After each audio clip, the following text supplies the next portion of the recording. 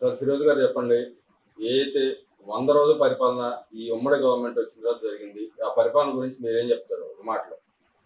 ఒక విధంగా చంద్రబాబు నాయుడు గారు ముఖ్యమంత్రి అవటం అనేది ఈ రాష్ట్రానికి ఒక అదృష్టం.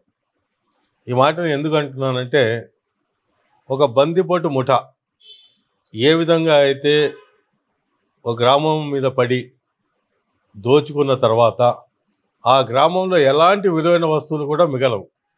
అదేవిధంగా ఈ రాష్ట్రాన్ని వైసీపీ దొంగ బందిపుట్ల ముఠా జగన్మోహన్ రెడ్డి నాయకత్వంలో ఈ రాష్ట్రాన్ని సర్వనాశనం చేసిన తర్వాత ఏవేవైతే సంపద ఉందో అది మొత్తాన్ని, అది మైనింగ్ కావచ్చు, వైన్ కావచ్చు, లేకపోతే శాండ్ కావచ్చు, ఏ గనులు ఈ మొత్తం ఏ సంపదనైతే 10 మందికి ఉపయోగపడుద్దో, ఈ రాష్ట్ర అభివృద్ధికి ఉపయోగపడే ప్రతి సంపదను కూడా వాళ్ళు అతి దారుణంగా దోచేసిన తర్వాత ఈరోజు మళ్ళీ చంద్రబాబు నాయుడు లాంటి వ్యక్తి ఈ రాష్ట్ర ముఖ్యమంత్రిగా అయిపోయి ఉండకపోతే ఈ రాష్ట్ర పరిస్థితి ఆలోచించడానికి కూడా ఊహకు అందని విధంగా నాశనం అయిపోయింది. ఈరోజు చంద్రబాబు నాయుడు గారు ముఖ్యమంత్రి అయిన తర్వాత ఈ షోకాల్డ్ వైసీపీ నాయకులు ఎవరైతే ఉన్నారో, ఈ వైసీపీ పేటీఎం బ్యాచ్ అని కూడా కాదు, ఇప్పుడు పేటీఎం బ్యాచ్ కూడా చెప్పే ఇది లేదు, సైకో శాడిస్ట్ బ్యాచ్ వైసీపీ నాయకులు ఎవరైతే ఇవాళ కూడా కుక్కల్లాగా మరుగుతున్నారో వాళ్ళందరికీ చెప్పేది ఒకటి: 100 రోజుల పరిపాలన ఇది స్వర్ణయుగం.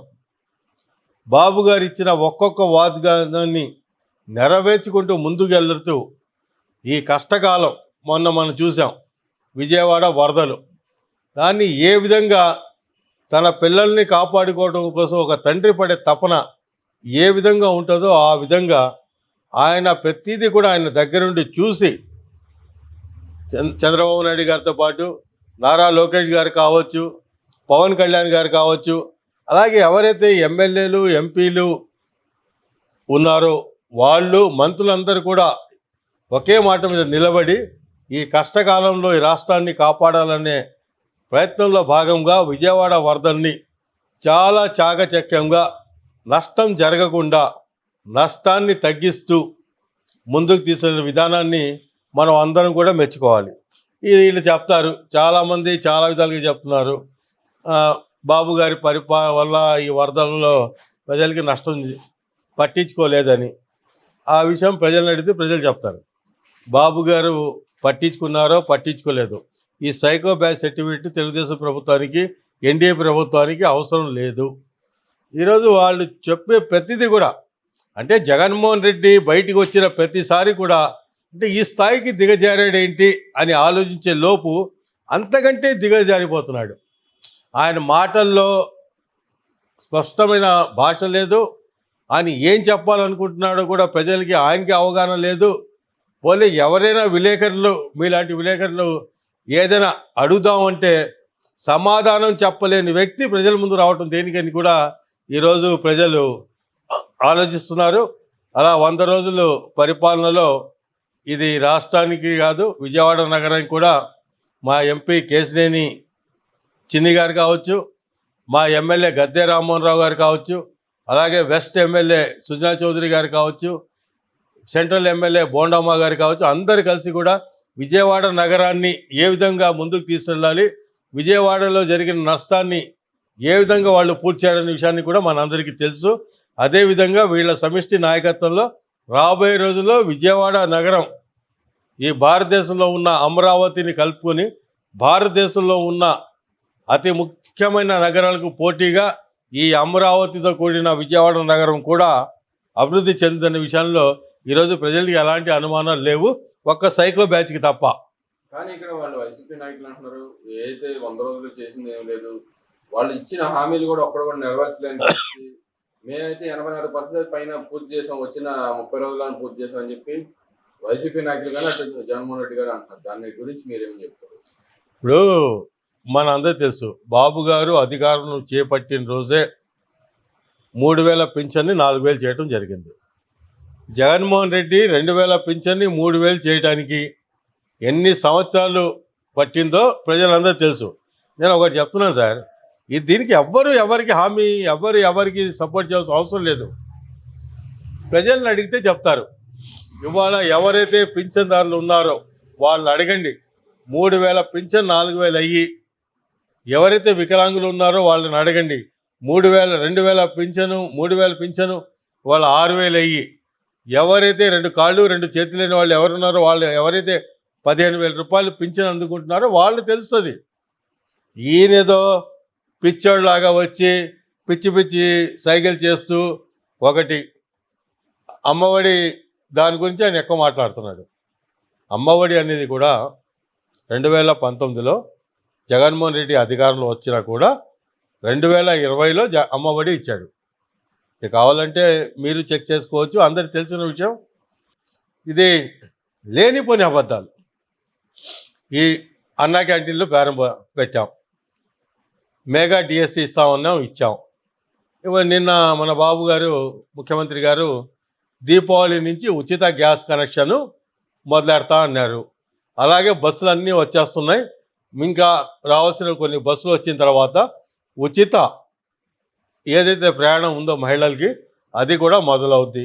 ఇంకా నెలకు 1,500 రూపాయలు ఏదైతే మహిళలకి ఇస్తామని వాగ్దానం చేశారో 18 సంవత్సరాలు నిండిన వాళ్ళకి, ఆ కార్యక్రమము అమ్మఒడి కార్యక్రమం కూడా అతి త్వరలో బాబు గారు ఏదైతే మాట ఇచ్చారో ఆ మాట కట్టుబడి అకాడమిక్ ఇయర్ లోపే అమ్మఒడి ఇస్తారు.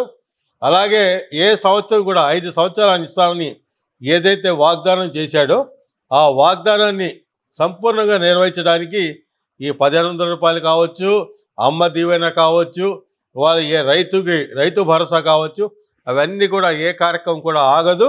ప్రతిదీ కూడా ప్రతి సంవత్సరం వాళ్ళకి అందేటట్లు ఏర్పాటు చేస్తారు. ఆ ఏర్పాటు చేయడానికి బాబు గారు, పవన్ కళ్యాణ్ గారు, ఎన్డీఏ ప్రభుత్వం సిద్ధంగా ఉంది.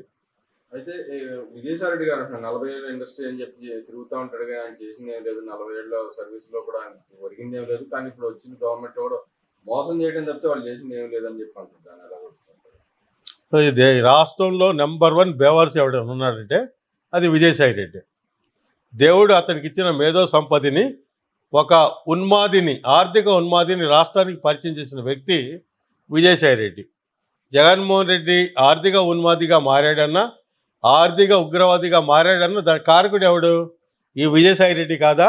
ఈరోజు విజయసాయి రెడ్డి చేతుల్లో ఏవేవైతే ఉన్నాయో అవన్నీ కూడా లాగేసుకున్నారు. కాబట్టి విజయసాయి రెడ్డి, నేనేమంటానంటే విజయసాయి రెడ్డి వ్యక్తి మాట్లాడే మాటలకి దానికి ఎలాంటి ఏమంటారు దాన్ని నమ్మే పరిస్థితిలో ఈరోజు ప్రజలు ఎవరు లేరు.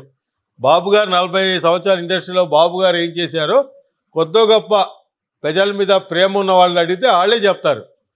రేవంత్ రెడ్డి గారిని అడగండి, లేకపోతే నరేంద్ర మోడీ గారిని అడగండి, లేకపోతే పక్క రాష్ట్రంలో మాకు బద్ధ విరోధిగా ఉంది జగన్మోహన్ రెడ్డి సహకరించిన కేసీఆర్, కేటీఆర్ని అడిగినా ఈ దేశంలో చంద్రబాబు నాయుడు గారు ఈ రాష్ట్ర అభివృద్ధికి ఉమ్మడి రాష్ట్రంలో ఏం చేశారో చెప్తారు, ప్రస్తుత రాష్ట్రంలో ఆయన ఏం చేశారో కూడా చెప్తారు.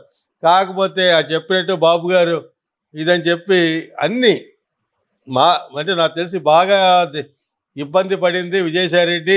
శ్రీలక్ష్మి కేసులో బట్టలు లేకుండా ఆడిని నడి రోడ్డు మీద నిలబెట్టాం, ఆ నీచమైన పనిని.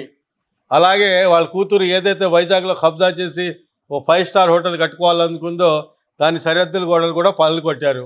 ఇంకా రాబోయే రోజుల్లో విజయసాయి రెడ్డి మీద ఇంకా చాలా ఉన్నాయి, అవన్నీ కూడా చేస్తారు. ప్రతి స్కామ్లో కూడా ఈ జగన్మోహన్ రెడ్డి కానివ్వండి, విజయసాయి రెడ్డి కానివ్వండి, సజ్జల కానివ్వండి, పెద్దిరెడ్డి కానివ్వండి, భూమన కరుణాకర్ రెడ్డి కానివ్వండి, సుబ్బారెడ్డి కానీ, నానా రెడ్లు, వీళ్ళందరూ ఎవరున్నా సరే ఏ రెడ్డిని కూడా రాబోయే రోజుల్లో వదలరు. మీరు చేసిన ప్రతి పాపాన్ని కూడా ప్రజాకోర్టులో నిలబెట్టి రాజ్యాంగపరంగా శిక్షించడానికి చంద్రబాబు నాయుడు గారు ఏ అవకాశాన్ని కూడా వదలరు. అందరికి కూడా మీరు దోచిన సొమ్ముని మళ్ళీ ప్రజలకు ఇచ్చే బాధ్యత చంద్రబాబు నాయుడు గారు తీసుకుంటారు.